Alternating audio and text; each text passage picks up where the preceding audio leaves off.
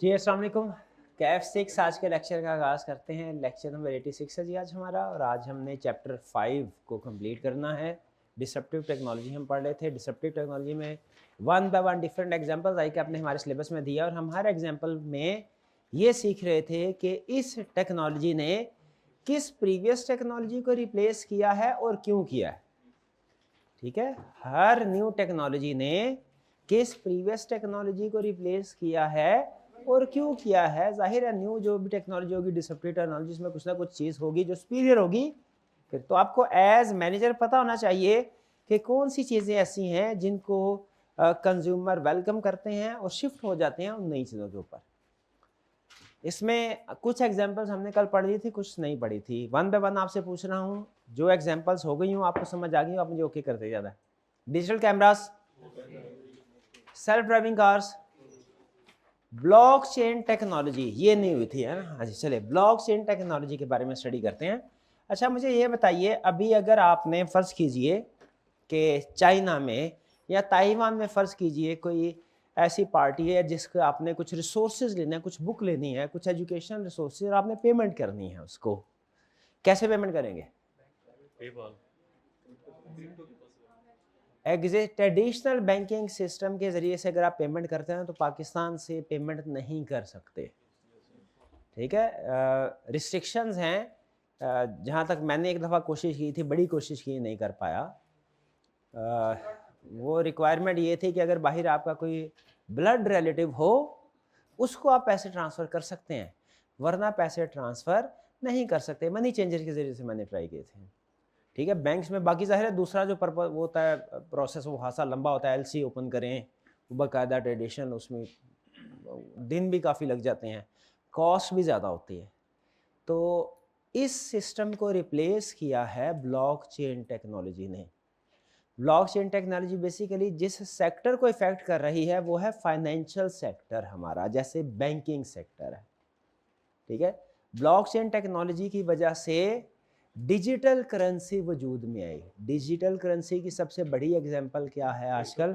Crypto currency, bitcoin वगैरह। Blockchain technology की वजह से बिटकॉइन वगैरह जो है ये वजूद में आई, और इनके जरिए ट्रांजैक्शंस होती है। होता क्या है, इसको कहा जाता है ये डिसेंट्रलाइज्ड सिस्टम है करेंसी का। डिसेंट्रलाइज का मतलब है कि जिसमें कंज्यूमर और बायर यानी यही दोनों आपस में डायरेक्ट ट्रांजैक्शन कर लेते हैं, किसी सेंट्रल बॉडी के दरमियान में किसी मिडल मैन की, इंटरमीडियरी की ज़रूरत नहीं है। यानी ये मिडल मैन या इंटरमीडियरी किसको बोल रहा है? बैंक को। उसकी इन्वॉल्वमेंट के बगैर ही आप पेमेंट कर सकते हैं डायरेक्टली एक पर्सन से दूसरे पर्सन को। ये ब्लॉकचेन टेक्नोलॉजी की वजह से ही हुआ। अब इसमें एक तो दरमियान में मिडलमैन नहीं है, वो ट्रांजैक्शन जिसको करने के लिए बहुत सी अप्रूवल की जरूरत पड़ी है, बहुत से दिनों की जरूरत पड़ती है, वो विद इन मिनट्स हो जाती हैं और at minimum cost amount transfer हो जाती है। ठीक है, ये ब्लॉकचेन टेक्नोलॉजी का प्लस पॉइंट है। लेकिन याद रखिएगा, अक्सर मुल्कों की गवर्नमेंट जो है ब्लॉकचेन क्रिप्टो करेंसी को इलीगल करार देती है, क्योंकि इसमें फिर उनका कंट्रोल सप्लाई ऑफ मनी पे नहीं रहता। तो गवर्नमेंट अमूमी तौर पे ज़्यादातर कंट्रीज़ की जो गवर्नमेंट है जो कि कंट्रोल करना चाहती है सप्लाई ऑफ मनी को, उन्होंने वहाँ पे इलीगल करार दिया। पाकिस्तान में क्रिप्टो करेंसी इलीगल है। ठीक है, लेकिन बहरहाल अगर कभी ये लीगल होती हैं, जिन कंट्रीज़ में ये यूज़ होती है, उनमें इसका प्लस पॉइंट क्या है, इसने किस सेक्टर को रिप्लेस किया है? ट्रेडिशनल बैंकिंग सेक्टर को, बैंकिंग सिस्टम को। इसके आने के बाद हो सकता है बैंक से ही ख़त्म हो जाए, मतलब यहाँ उनका बिजनेस जो है वो काफ़ी हद तक कम हो जाए। और इसमें प्लस पॉइंट क्या है? किसी मिडलमैन की जरूरत नहीं दरमियान में। ब्लॉकचेन टेक्नोलॉजी को यूज़ करते हैं आप, मिनिमम कास्ट और क्विक ट्रांसफ़र, और किसी किस्म की ज़्यादा रेगुलेशन भी नहीं, पूछताछ भी नहीं है भाई किस लिए पैसे भिजवा रहे हैं, क्यों भिजवा रहे हैं।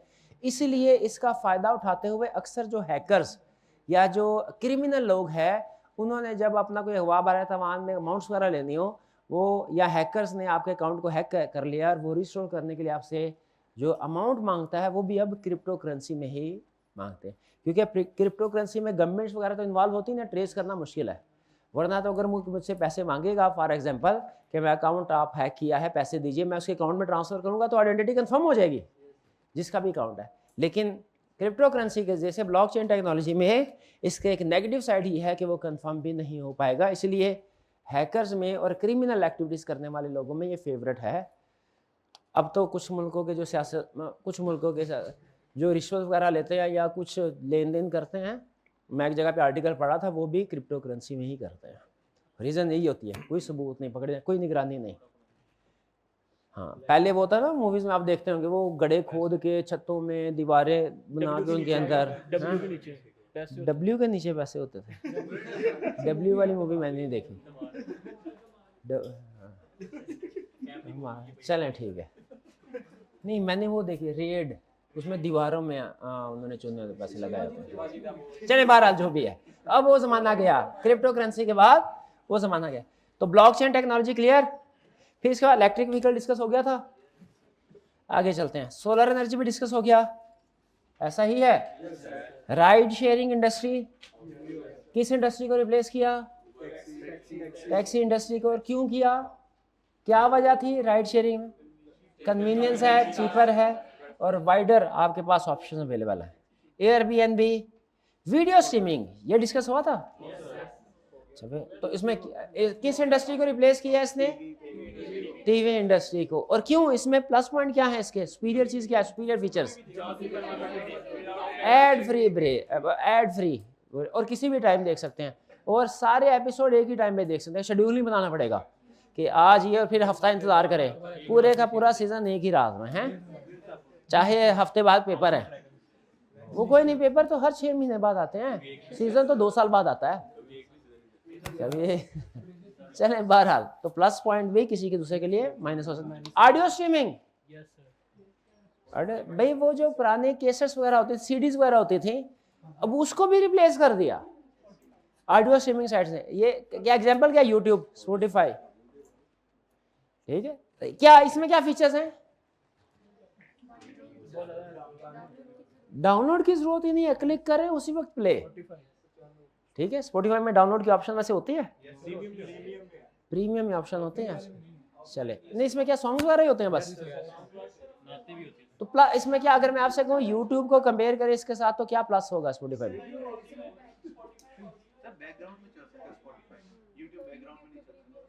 यूट्यूब का प्रीमियम चलता है बैकग्राउंड में सर। बैकग्राउंड में से क्या मुराद है? गाना लगा के किसी कोई और ऐप यूज कर सकते हैं, कोई और ऐप यूज तो वो अच्छे भी करते हैं। नहीं, मैं उधर क्वाली लगा के रात को एक्सेल पे काम कर रहा होता हूँ, कोई प्रॉब्लम चल रही होती है बैकएंड में। अच्छा, मोबाइल पे नहीं होती, तो यूं बोले ना, यूं बोले, ठीक है ठीक है ठीक है। और है किसकी? अच्छा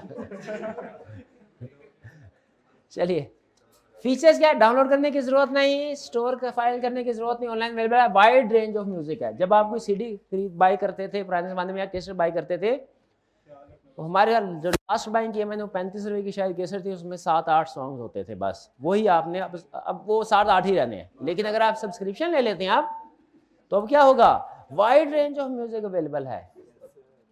नेक्स्ट, ई बिजनेस। ई बिजनेस यानी online book seller, shopping store जैसे अमेज़न, इन्होंने रिप्लेस किसको किया है? ई बिजनेस ने फिजिकल बिजनेस। उसको नाम देते हैं brick and mortar stores. Physically जो स्टोर्स हैं, कैसे फिजिकल स्टोर, यूरो स्टोर हो गया, जैसे कोई डिपार्टमेंटल स्टोर है, कैसे रिप्लेस करते हैं? क्या क्या फीचर्स है इसमें? वाइड रेंज ऑफ सिलेक्शन है। हाँ बिल्कुल, आप बैठे बैठे जितनी भी सिलेक्शंस हैं वो देख सकते हैं, वरना फिजिकल स्टोर हो तो आपको एक जगह से एक सेक्शन से दूसरे सेक्शन में जाना पड़ता है। कोरियर वाला खुद ही सप्लाई कर देता है, आसानी, ट्रांसपोर्टेशन इजी है। शाबाश। और बताइए, बुक्स हैं, आप इजीली डाउनलोड कर सकते हैं। ई बुक्स जो बैन है वो भी पढ़ सकते हैं, वो तो वैसे भी फ्रीली अवेलेबल थी, डाउनलोड कर ली मैंने, जो आप कह रहे हैं जी। तो फीचर्स, लो प्राइस है, वाइडर सिलेक्शन है। लो प्राइस कैसे है ये? जब आपके पास ज्यादा ऑप्शंस होती हैं, आप कंपैरिजन करते हैं, तो जो वेंडर जिन्होंने अपनी products in stores, in websites के ऊपर अवेलेबल किया, उनको भी अंदाजा होता है कि यहाँ पे अब कंपटीशन ज्यादा है। स्टोर वाले को पता है कि एक दफा कस्टमर आ गया ना, अब वो कोई 10, 15, 20 रुपए का फर्क है, इस वजह से स्टोर को छोड़ के किसी दूसरे अगले स्टोर पर नहीं जाएगा, कस्टमर ही बाय कर लेता है। लेकिन 10, 15, 20 रुपए का फर्क अगर वेबसाइट में होना, तो हमने सिर्फ एक क्लिक ही करना होता है, स्विच करना आसान होता है, ठीक है। इजी स्विच होने की वजह से online bargaining power of customer क्या है? ज़्यादा है, हाई है, तो चीपर ऑप्शंस अवेलेबल होती हैं। ई बिजनेस क्लियर? चलिए 3D प्रिंट, आपने लास्ट टाइम ई बिजनेस का जैसे कौन सी चीज बाय की? किसने बाय, क्या बाय? बुक बाय की थी, कौन सी book? Psychology of money. 2-3 sites ऐसी हैं वहां पे, नहीं मुझे क्लास के बाद बताना, मैं सर्च करूंगा, अवेलेबल होती है? नहीं अवेलेबल होती है। 12 दराज से मोबाइल का कवर बाय के, चलिए ठीक है, तो सही आया था, सही था, स्पेसिफिकेशन के मुताबिक था। चलिए 3D प्रिंटिंग, 3D प्रिंटिंग क्या है? 3D, अच्छा पहले बताइए 3D 1D 2D 3D ये होता क्या है? डायमेंशन। 1 डायमेंशन में क्या होता है? सिर्फ एक स्ट्रेट लाइन, आप मूव कर सकते हैं या बैक या फॉरवर्ड, आगे पीछे, ये है 1D 1 डायरेक्शन। और 2D में क्या होता है? आप आगे पीछे भी और दाएं बाएं भी मूव कर सकते हैं। जो आपका प्रिंटर है, जो ट्रेडिशनल, जो ये पेजेस प्रिंट करता है, नोट्स वगैरह प्रिंट करता है, ये 2D प्रिंटर है, यानी ये आगे पीछे भी प्रिंटिंग करेगा, सफ़ा पूरा पेज प्रिंट होगा ना आगे पीछे, फिर उसके बाद इस ऊपर नीचे भी, ये 2D प्रिंटिंग है। क्या हो अगर ये लेंथ और विड्थ के साथ साथ हाइट को भी प्रिंट करना शुरू कर दे?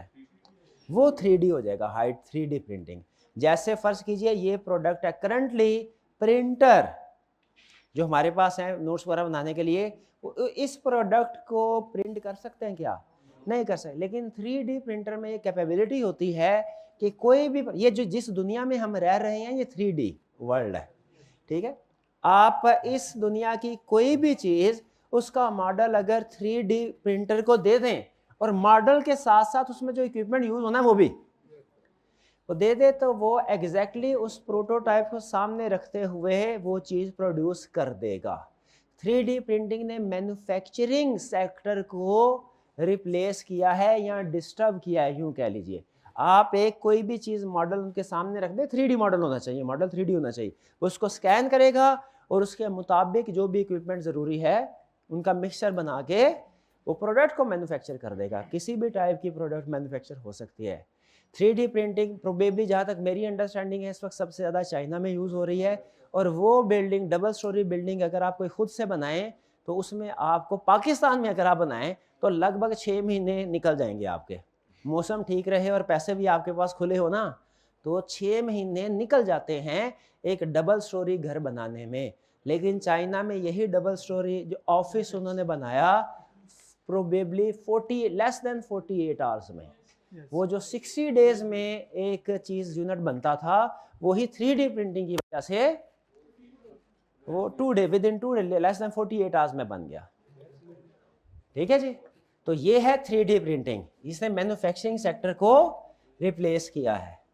आने वाली तरफ, अब जैसे फर्ज कीजिए मैं, अगर मुझे ये कोई एक ऐसी चीज पसंद है जो यूनिक है, फॉर एग्जाम्पल एक कैलकुलेटर है, मैं ये चाहता हूं कि मुझे सिर्फ एक कैलकुलेटर मैन्युफैक्चर, मेरे ऑर्डर पे मैन्युफैक्चर करके बना के दिया जाए, या एक फॉर एग्जांपल पेन है, मैं इसमें कस्टमाइजेशन करवाना चाहता हूं। ट्रेडिशनल मैन्युफैक्चरिंग में कस्टमाइजेशन पॉसिबल नहीं होगी। मैं चाहता हूं इसमें 4 कलर है, इसके बजाय 3 कलर हो, या इसके बजाय इसमें कोई और कस्टमाइजेशन। लेकिन 3D प्रिंटिंग में अगर मैं वो मॉडल बना के उनके सामने उसको वो इमेज दे देता हूं, तो वो उसको विद इन सेकेंड मेरी कस्टमाइजेशन के मुताबिक प्रोडक्ट को मैन्युफैक्चर कर देगा। 3D प्रिंटिंग में कस्टमाइजेशन भी पॉसिबल है। ठीक है, तो ये है बहरहाल 3D प्रिंटिंग। इसके ऊपर इतनी डिस्कशन काफ़ी है। मजीद अगर आप ये इंटरेस्टिंग टॉपिक है, अगर देखना चाहते हो, इसके ऊपर सीखना चाहते हो, यूट्यूब पे जाके आप सर्च कर सकते हैं। इंटरनेट, जी बताइए, ये तो मेरा ख्याल है सबसे बड़ी डिसरप्टिव टेक्नोलॉजी है। ऐसे इंटरनेट ने किस सेक्टर को रिप्लेस किया है? तकरीबन हर सेक्टर को। ठीक है, जैसे फर्ज कीजिए मैं आपसे पूछता हूँ टीचिंग सेक्टर को, टीचिंग इंडस्ट्री, इसको कैसे? ऑनलाइन लेक्चर्स की वजह से पॉसिबल है। अच्छा, ये एंटरटेनमेंट इंडस्ट्री को कैसे इफेक्ट किया? ऑनलाइन, बिल्कुल, टिकटॉक वगैरह पॉसिबल हैं।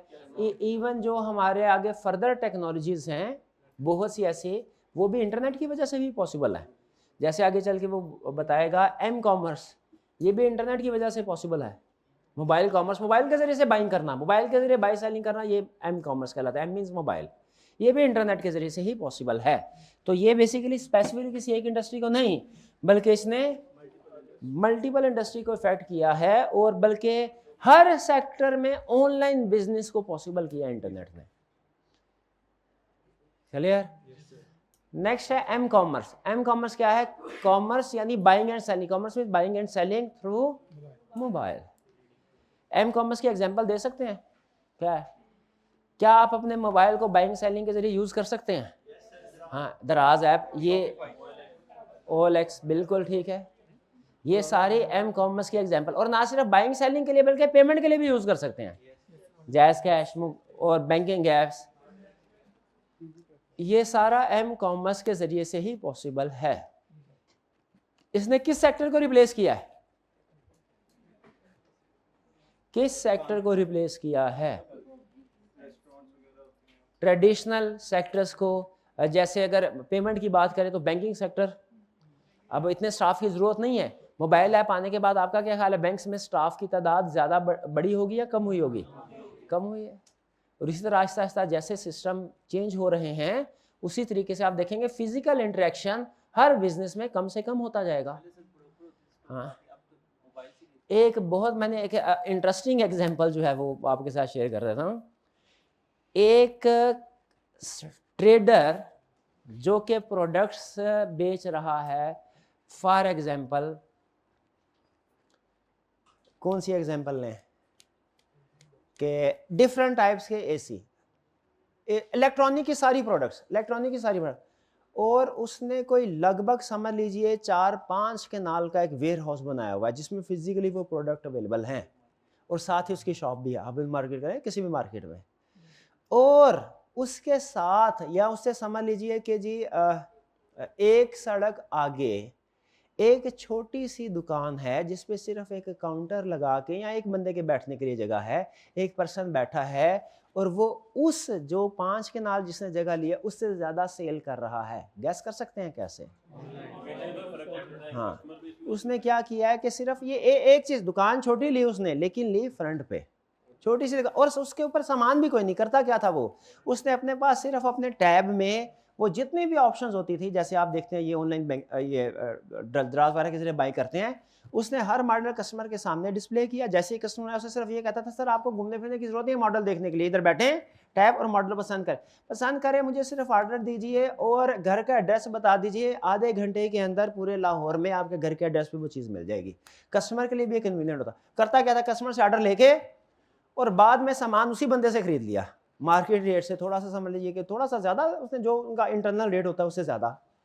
तो इस तरह की टेक्नोलॉजीज़ को यूज़ करते हुए आप इवन उन पर्सन्स को भी पीछे छोड़ सकते हैं जो अपने बिजनेस में हैवी इन्वेस्टमेंट करते हैं, जिनका वर्किंग कैपिटल ज़्यादा है। टेक्नोलॉजी का ये यूज़ होता है।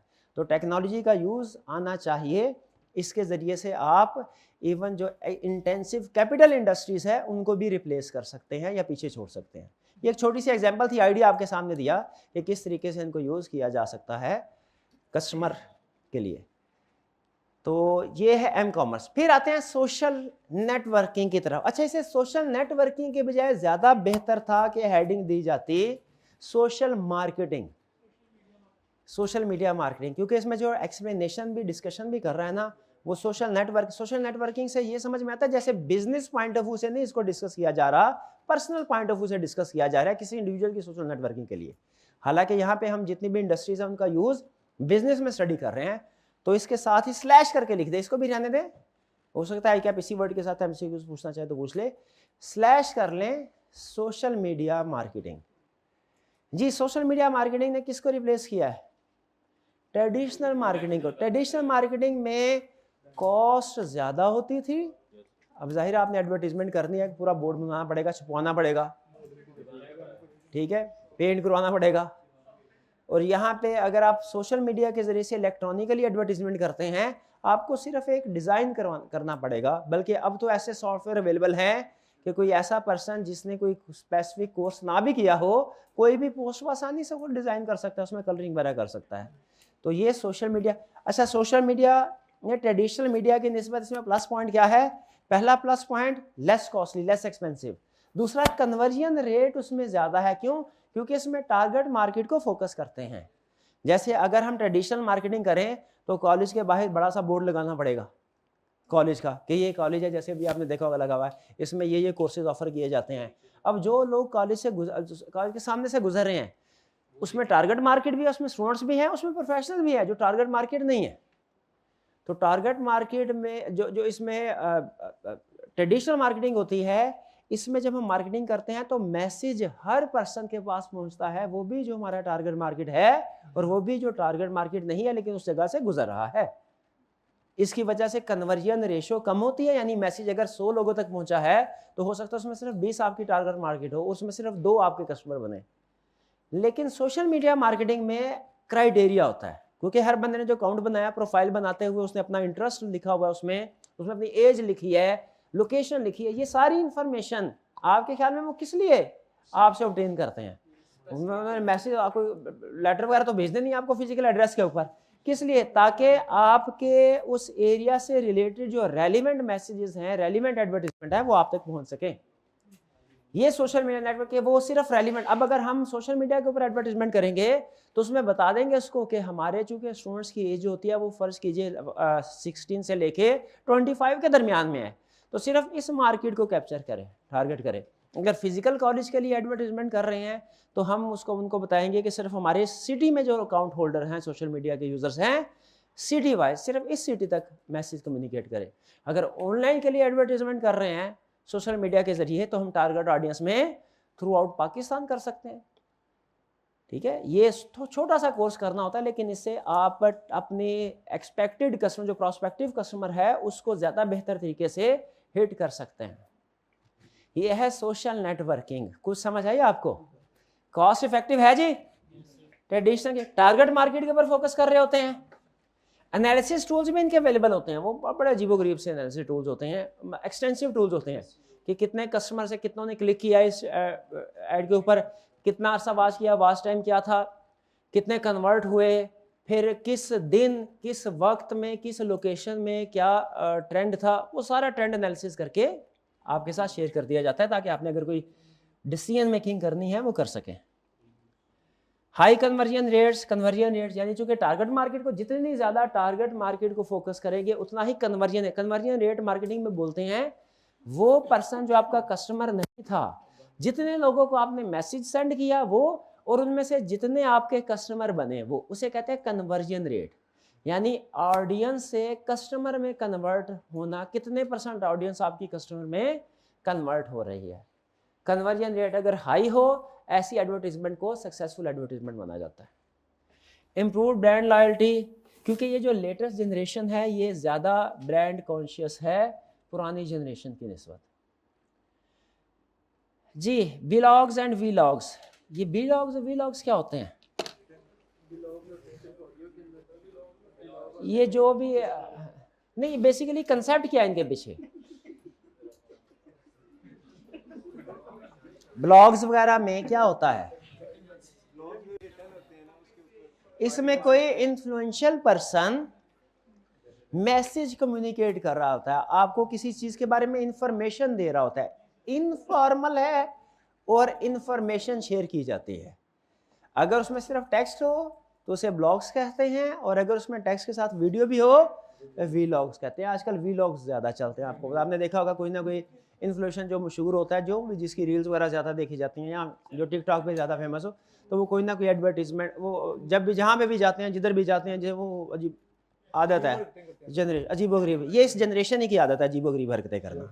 ये हम नहीं बता रहे, मैं नहीं कह रहा, ये रिसर्चर कह रहे हैं, उन्होंने अजीबोगरीब हरकतों का लफ्ज़ इस्तेमाल नहीं किया, लेकिन हाँ जी, जो भी आजकल के चल रही हैं, इसमें अहम चीज़ ये है कि इसको बहुत सी कंपनीज ऐसे लोगों को, देखिए जो कंपनी होती है ना, उसको इससे गर्ज नहीं क्या अच्छा है क्या गलत है, उनको इस चीज़ से गर्ज है जो प्रोडक्ट है वो ज़्यादा से ज़्यादा सेल होनी चाहिए, और अगर उनकी कोई स्ट्रेटजी है, मार्केटिंग उन्होंने की स्ट्रेटजी, वो ज़्यादा से ज़्यादा लोगों तक पहुंचनी चाहिए, वो किसी भी ज़रिए से पहुंचे। तो कंपनीज़ के लिए ये जो लोग होते हैं जिनको शायद आम लाइफ में हम अच्छा नज़र से कुछ लोग ना भी देखते हो या उनकी एक्टिविटीज़ को पसंद ना भी करते हो, कंपनीज के लिए वो फेवरेट होते हैं कि अगर वही लोग उनकी प्रोडक्ट्स को मार्केट करेंगे तो उससे लोग कन्विंस होंगे। जैसे अगर फ़र्ज़ कीजिए आप किसी की वीडियोस वगैरह यूट्यूब के ऊपर किसी का चैनल सब्सक्राइब किया और आपकी वीडियोस उसकी पसंद इन्फॉर्मेशन उसमें ज़्यादा होती है, तो बाज़ औक़ात वो कभी कभी ऐसा होता है कि वो ये भी कहते हैं कि आपने देखा ये जो मैं इक्विपमेंट यूज़ कर रहा हूँ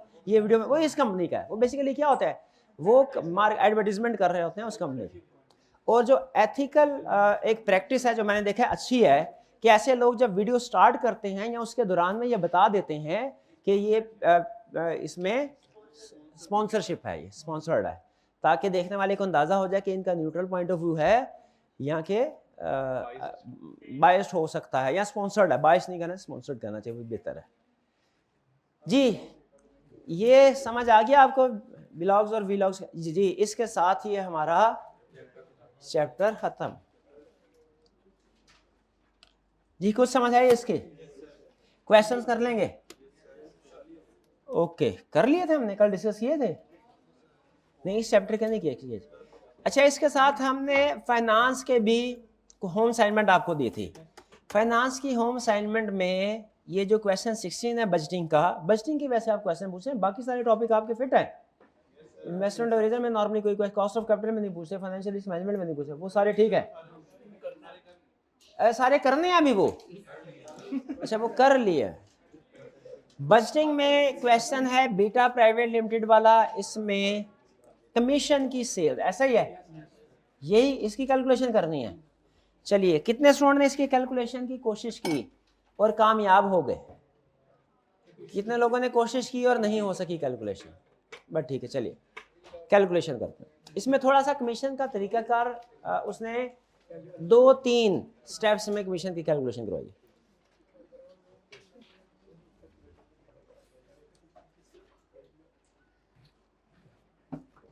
अगर मैं आपसे कहूं एक बेसिक कैलकुलेशन करें कमीशन की, फर्ज कीजिए तो अमूमी तौर पे कैलकुलेशन ऑफ कमीशन, आप जो कैलकुलेशन करेंगे वो प्रोबेबली सिंपल, आप कहेंगे सर सेल्स रेवेन्यू कितना है उसके साथ कमीशन रेट को मल्टीप्लाई कर दें, कमीशन आ जाएगा। दो चीजें चाहिए, नंबर 1 सेल्स कितनी चाहिए, सेल्स कितनी है, और नंबर 2 कमीशन का परसेंटेज क्या। तो इसलिए यहां पे मैं दो चीजें आपके सामने रख रहा हूं, नंबर 1 सेल्स, कंसेप्चुअली चलते हैं वरना वो जो तरीकाकार है वो मैं वो भी एक्सप्लेन कर सकता हूं, लेकिन मैं चाह रहा हूं आप एक जीरो से स्क्रैच से स्टार्ट करें, सिंपल कंसेप्ट, और कमीशन की ही परसेंटेज, ये दो चीजें हो तो आप कैलकुलेशन कर लेंगे।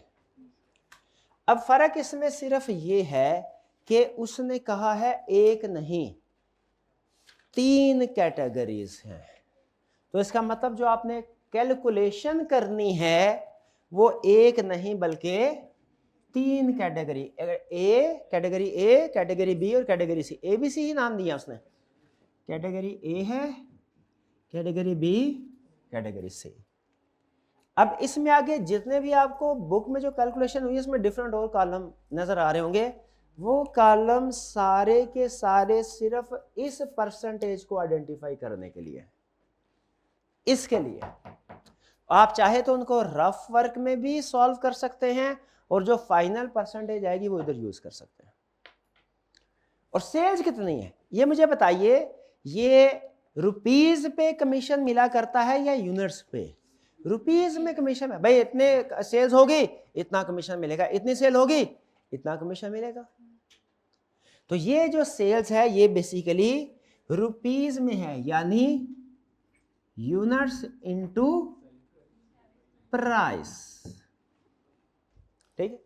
प्राइस इस क्वेश्चन में ऑलरेडी आप कैलकुलेट कर चुके होंगे, ऐसा ही है? नहीं है तो आइए कैलकुलेशन कर लेते हैं, क्योंकि इसमें जो दूसरी फिगर यूज हो रही हैं वो भी साथ साथ कैलकुलेट करते जाते हैं। कैलकुलेटर जरा रखिए सामने,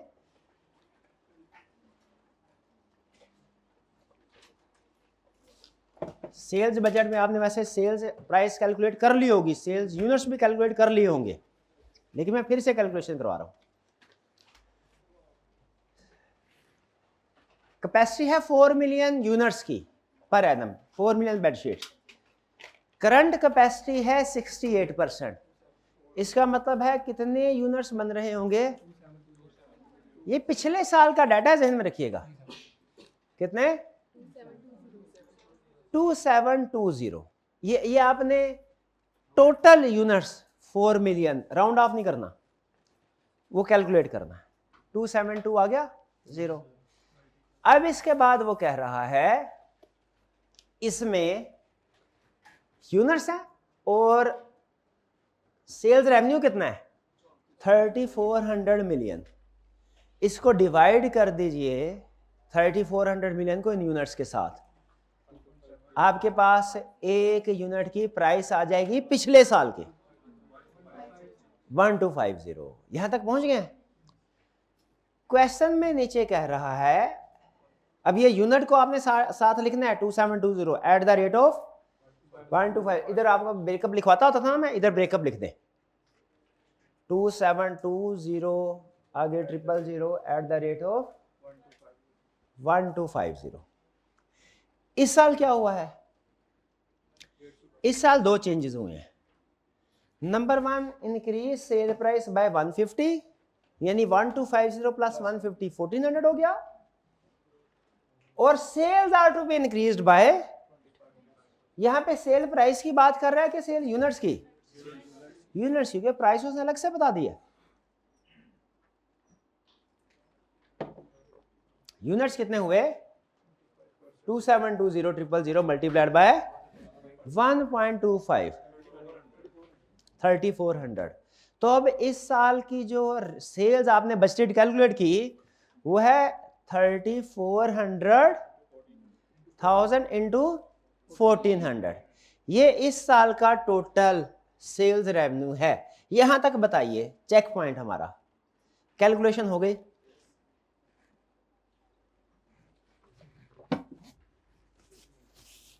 अब आइए इसकी कैलकुलेशन सेल्स कमीशन की। अटेंटिव होकर जरा देखिएगा उसका तरीका। देखिए जैसे जैसे वो कहता जाएगा हम वैसे कैलकुलेशन करते जाएंगे। कह रहा है टू अचीव दिस, यानी सेल जो 25% टारगेट इसको अचीव करने के लिए commission on sale will be introduced besides fixed salaries. इस साल हम कमीशन भी देंगे, बिल्कुल ठीक है, हमें कोई इतराज नहीं। The commission will be paid on the entire sale, यानी बात बात ऐसा होता है ना कि सर पहले 50,000 यूनिट बेच दें, उसके बाद जितने यूनिट बेचेंगे उस पर आपको कमीशन मिलेगा। वो कह रहा है नहीं, टोटल सेल के ऊपर एक यूनिट भी अगर बेचा ना उसके ऊपर भी आपको कमीशन मिल जाएगी। ये डिफरेंट होते हैं, हो सकता है किसी क्वेश्चन हमें कह दे कि यहाँ तक कमीशन नहीं मिलेगा, उसके ऑनवर्ड सेल पे मिलेगा, तो हम उतनी लेस करके एडिशनल सेल के ऊपर कमीशन कैलकुलेट करेंगे। यहाँ पे वो कह रहा है सारी इंटायर सेल कंट्रोल नहीं करे, पूरा का पूरा एक यूनिट भी बेचा है उस पर भी कमीशन मिलेगा। At the rate of commission will be as follows. पूरे क्वेश्चन में सबसे अहम, इस एडजस्टमेंट में सबसे अहम चीज यही थी कि डिसाइड करना रेट कौन सा यूज करें, 1%, 1.25%, 1.50% या 1.75% रेट यूज करें। अब यहां पे 3 ग्रुप है, ए, बी और सी। यहां पे नंबर ऑफ यूनिट्स जो है वो है लेस देन 35,000, तो कमीशन का रेट है 1%, यानी किसी ने 1 यूनिट बेचा कमीशन कितना मिलेगा? 1%। 20,000 बेचे फिर भी 1%। 37,500 बेचे 1.25, सबका 1.25। ठीक है, यानी इंक्रीमेंटल रेट नहीं है, जितने बेचे सारे के ऊपर। यानी अगर 37,500 बेचा ना, ऐसा नहीं है 35,000 पे 1% और ऊपर के 2,500 पे 1.25%, ऐसा नहीं है, सब पे सेम रेट लगेगा। ये क्लियर? अच्छा, मेरे जहन में एक चीज ये आ रही थी कि शायद सारी की सारी ये टोटल आपने देखा यूनिट्स कितने बेचे हैं? 3400,000, 3.4 मिलियन। तो मेरे जहन में एक आइडिया आया, आपने बताने सोच सही है कि गलत, कि 50,000 से ऊपर यूनिट्स बेचे ना तो 1.75% रेट लगेगा। तो हमने तो बेचे हैं 3.4 मिलियन यूनिट्स, तो ये तो सबका 1.75% लगना चाहिए, नहीं, ये उसने जो टारगेट दिया है ना सिंगल पर्सन का दिया है कि एक एक पर्सन जो सेल करेगा अगर वो इन टारगेट को अचीव करता है तो उसे वो नेक्स्ट कमीशन मिलेगा। Currently sale force is categorised into category A, B and C, जिससे हमें पता चला कि कैलकुलेशन एक में नहीं होगी, एक स्टेप में नहीं होगी, 3 स्टेप में होगी। ये हमें कैसे पता चला? कैटेगरी ए बी, इसलिए मैंने कैटेगरी ए बी से लिखा। और कह रहा है number of person in each category is 20, 30 and 40। Her category में कितने पर्सन हैं? 20, 30। अब ये आगे समझ लीजिए, ये रफ कैलकुलेशन है। नंबर 20, 30, 40 ऐसा ही है।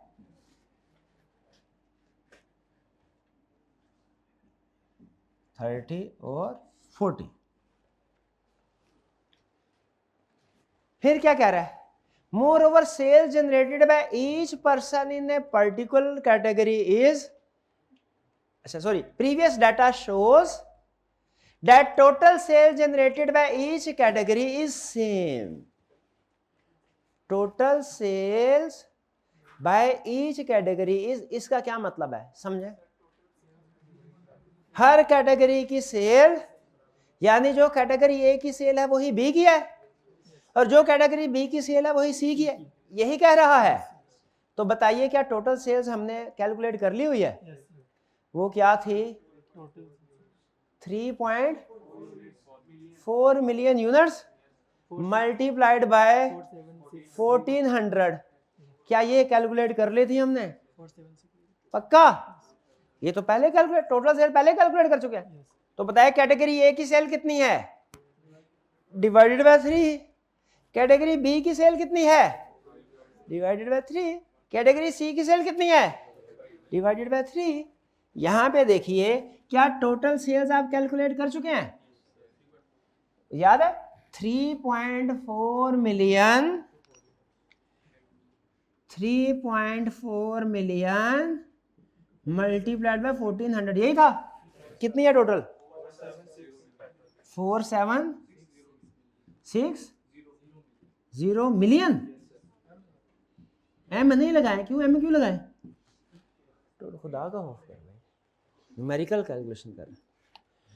हर एक की कितनी सेल है? डिवाइडेड बाय 3, ये चीज 158 ट्रिपल, ये 1000 में है, एक और 6 है।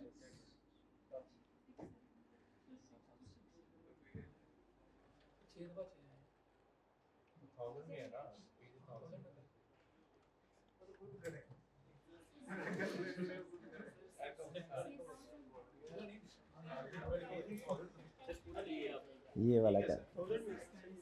ये 1000 में है, ठीक है, ये भी 1000 में था, हाँ तो ये भी 1000 में है, ठीक है।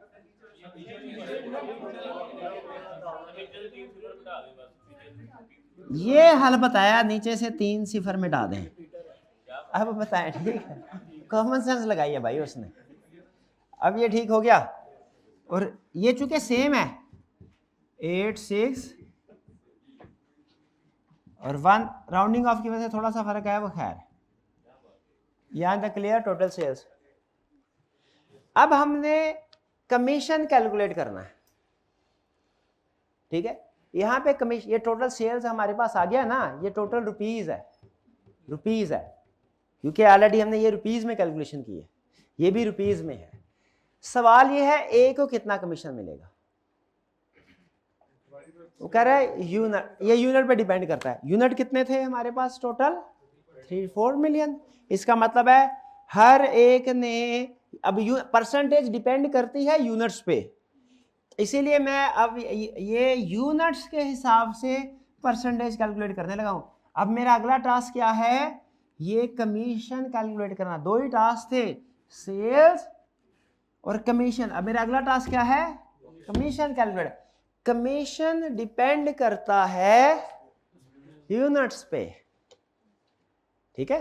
कह रहा है sale generated by each person in a particular category is also same, यानी हर कैटेगरी में, इस कैटेगरी ए में 20 लोग थे, हर एक की सेल एक जितनी है। इस कैटेगरी में 30 लोग थे, हर एक की सेल एक जितनी है। इस कैटेगरी में 40 लोग थे, हर एक की सेल एक जितनी है। अब मैंने एक पर्सन की सेल कैलकुलेट करनी है यूनिट्स में, पॉलिसी के लिहाज से उसका परसेंटेज सेलेक्ट कर लूंगा। भाई समझ रहे हैं? इसमें हर कैटेगरी में कितने यूनिट्स, अब सिर्फ यूनिट्स, अब रुपीज नहीं, सिर्फ units. 3400000 million units divided by इस कैटेगरी के कितने, डिवाइडेड बाय 3, ये आ गया मेरे पास 1.13 यूनिट्स। लेकिन कमीशन ग्रुप की सेल पे नहीं मिल रहा, इंडिविजुअल की सेल पे मिल रहा है। तो उसको मैंने क्या करना है, डिवाइडेड बाय 20, कितना आया 56, 1.75%। इस पे क्या रेट बनता है, ये 20 ऊपर नीचे, इसको ठीक कर लेंगे आप। ये बताइए 1.75% समझ आया कि नहीं? दोबारा कहां से दोबारा शुरू करूं? Okay, 3.4 million units total sale है। हर ग्रुप ने कितने यूनिट्स बेचे? यूनिट्स 3 ग्रुप है, हर एक की सेल सेम है, कितनी हुई? एक 1.13। शाबाश, यहां तक पहुंच गए। अब ये ग्रुप की सेल है, कमीशन ग्रुप की सेल पे नहीं मिल रहा, इंडिविजुअल की सेल्स के मुताबिक डिसाइड हो रहा है। कमीशन की परसेंटेज किसके मुताबिक डिसाइड हो रही है? ग्रुप की सेल 1.13 है, इंडिविजुअल के कितने हैं? Divided by 20। ग्रुप में जितने लोग हैं उनसे डिवाइड कर लें, डिवाइडेड बाय 20। टोटल ग्रुप ने 1.13 यूनिट्स बेचे, तो एक पर्सन ने कितने बेचे? डिवाइडेड बाय 20, कितने आए? 56,000। कौन सी कैटेगरी का कमीशन बनता है? ये लिख दिया, नहीं समझ आया? फिर से ना ना ना ना ना, नहीं गया। अब बी का कैलकुलेट करें। 3.4 मिलियन टोटल यूनिट्स है, 3 ग्रुप है, हर एक के same, divided by 3, 1.13 group B के आ गए। अब ये ग्रुप के हैं, ए के कैलकुलेट करें, क्योंकि कमीशन का रेट एक के हिसाब से है। यहां पे उसने क्लियर नहीं किया, बेहतर होता यहां पे number of units for single salesman, target single salesman का वो ज्यादा बेहतर था। अब डिवाइड किससे करना है? 1.13 डिवाइड बाय 30, क्या आंसर आया? 37,206, जो भी है ये 37, 40 से कम है, 1.25।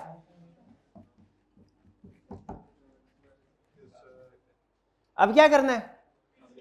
फिर से शाबाश, 3.4 मिलियन डिवाइडेड बाय 3 ग्रुप है, हर एक की सेम, डिवाइडेड बाय 3, 1.13 आ गया। इसमें कितने हैं? 40, कितने आया? 28,000, लेस देन 30, 1%।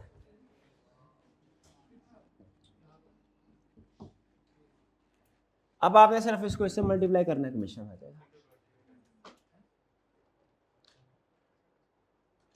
डन?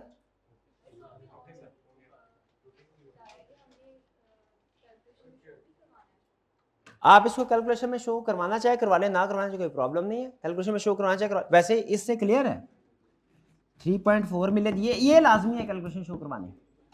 अब बाकी जो इसकी कैटेगरी है इसमें शो करवा सकते हैं आप 3 पॉइंट। जैसे अगर मैंने इसकी वर्किंग शो करवानी है, उन्होंने कहा सर ये जो कमीशन की परसेंटेज कैसे डिसाइड हो रही है इसकी वर्किंग, तो इसकी वर्किंग शो करवाएं, ये आप करवा सकते हैं। 3.4 मिलियन डिवाइडेड बाय 3, ठीक है, और फिर डिवाइडेड बाय, यानी मल्टीप्लाई कर दिया ना, डिवाइड हो जाएगा वो भी, 20, इससे आप डिसाइड कर लेंगे कितने यूनिट्स हैं। क्लियर? कोई प्रॉब्लम? इसको थोड़ा सा चेंज करते हैं। टोटल यूनिट्स ये हैं, ये 3 ग्रुप है, हर एक की सेल सेम नहीं है। सेल है 1:2:3, यानी टोटल 6 यूनिट सेल होना, 1 यूनिट ये वाला ग्रुप बेचता है, 2 यूनिट ये ग्रुप बेचता है, 3 यूनिट ये ग्रुप बेचता है। कैलकुलेशन करें जरा। हाँ समझ गए? 3.4 मिलियन। अब डिवाइड बाय 3 नहीं करना, हाँ अब रेशो दी हुई है, इक्वल नहीं है। अब multiply by 3.4 million multiply by 1/3 नहीं, मल्टीप्लाई 1/6, फिर उसके बाद 20 से डिवाइड कर देंगे, जो रेशो आएगी वो। कुछ समझ आ गया तरीकाकार? इसका मेरा हाल सेम ही आएगा, 2/6 का 1/3 आता है। इनका कम, इसका कम हो जाएगा, इसका ज़्यादा हो जाएगा। बहरहाल चलिए, जो भी उस रेशो के मुताबिक कैलकुलेशन होती है। क्लियर जी? टोटल करके देखिए मैच करता है सोल्यूशन से figure, final figure. Total commission add, तीनों का ऐड करके देखिए सोल्यूशन की फिगर के साथ मैच करता है तो फिर हमने आगे चलना है, वरना नहीं। कर ले मैच भाई, कैलकुलेटर नहीं है। शाबाश शाबाश।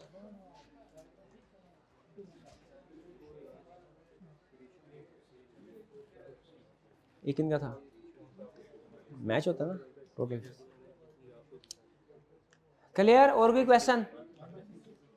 फाइनेंस में असाइनमेंट में और कोई प्रॉब्लम तो नहीं? बाकी सब ठीक? कॉस्ट ऑफ कैपिटल कर रहे हैं? चले इनमें भाई वो जो छोटे छोटे टॉपिक है वो आखिरी लेक्चर में, एक यील्ड कर्व है और एक एडवांटेज डिसएडवांटेज इन्वेस्टमेंट के, वो लास्ट लेक्चर में करवाएंगे।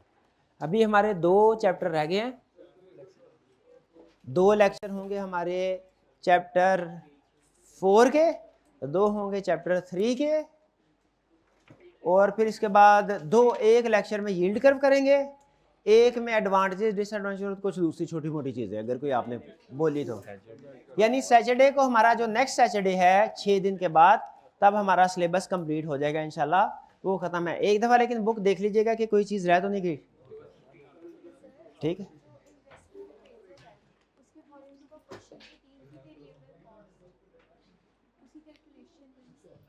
इन्वेस्टमेंट अप्रेजल की भी कैलकुलेशन है? कौन से वाला क्वेश्चन है? क्वेश्चन 18 बेपैक कंपनी वाला वेरिएबल कास्ट का। चले इसको नेक्स्ट लेक्चर में इसको हम डिस्कस कर लेते हैं क्वेश्चन 18। और कोई क्वेश्चन? आज का लेक्चर यहाँ पे खत्म करते हैं। अल्लाह हाफिज।